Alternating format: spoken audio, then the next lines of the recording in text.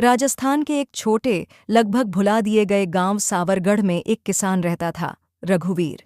रघुवीर के घर की हालत ऐसी थी कि मिट्टी की दीवारें रोज कम होती जाती थीं और छत के ऊपर रखी पत्थर की पट्टियां हवा चलने पर ऐसे कांपतीं जैसे अभी टूटकर सिर पर गिर जाएंगी। पर रघुवीर की आंखों में जो चमक थी वो गरीबी से बड़ी थी, बड़ी और जिद्दी। सूरज अभी उगा ही था। रघुवीर खाट से उठकर बाहर आया।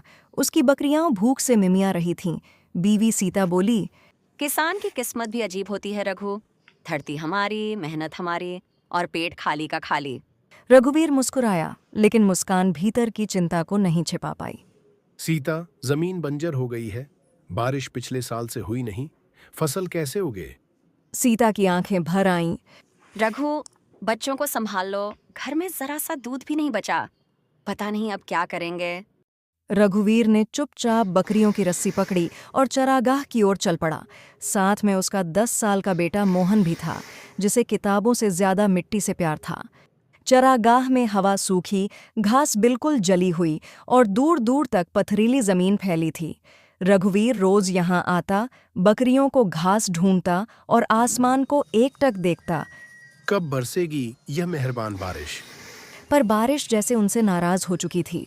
मोहन ने अचानक कहा, बाबा, मैं बड़ा होकर बड़ा किसान बनूंगा, इतना बड़ा कि पूरा गांव मेरे खेतों से हर साल खाएगा। रघुवीर ने बेटे को देखा। उसकी आंखों में वह सपना था जो खुद रघुवीर ने बरसों पहले देखा था, पर गरीबी ने उसे कुचल दिया था।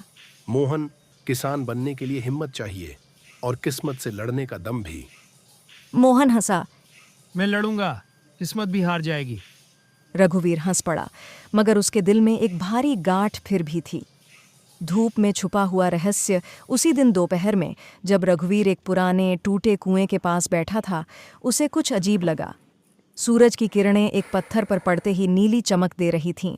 वह उठकर गया, झुककर मिट्टी हटाई। वह एक धूप लेंस जैसा कांच का गोल टुकड़ा था, जो शायद कभी किसी व्यापारी का होगा या शायद किसी पुरानी सभ्यता का कोई अवशेष। उसे हाथ में लेते ही उसे महसूस हुआ कि इसकी मदद से सूरज की रोशनी को एक जगह केंद्रित किया जा सकता है। रघुवीर तो अनपढ़ था, पर ध्यान और समझ की कमी नहीं थी। मोहन ने पूछा, बाबा, ये क्या है? धूप को बांधने की शक्ति है इसमें। देखना, इससे कुछ कर पाएंगे। उसे खुद नहीं पता था कि यह छोटा सा पत्थर उसकी किस्मत बदलने वाला है। उस रात गरीबी, भूख और चिंता सोने नहीं दे रही थी। रघुवीर खाट पर लेटा था, पर दिमाग में वहीं धूप का नीला लेंस घूम रहा था। अगर इससे ज़मीन गर्म करूं, तो शायद कठोर मिट्टी पिघल जाए। अगर इससे सूरज की गर्मी को किसी काम में लाऊं, तो शायद कुछ नया उगाया जा सके। वह उठ बैठा। उसकी आंखों में फिर से रोशनी थी। क्या सोच रहे हो रघु? कुछ नया, कुछ ऐसा जो शायद इस गांव में किसी ने सोचा ही ना हो। और वो पूरी रात सोया नहीं, बस योजनाएं बनाता रहा। अगले दिन रघुवीर खेत में गया। धूप लेंस को लकड़ी के एक फ्रेम पर कस कर बांधा। नीचे मिट्टी की एक छोटी जगह साफ की। मोहन उत्सुकता से पूछ रहा था, बाबा, क्या कर रहे हो? धूप से धरती को जगाने की कोशिश। धीरे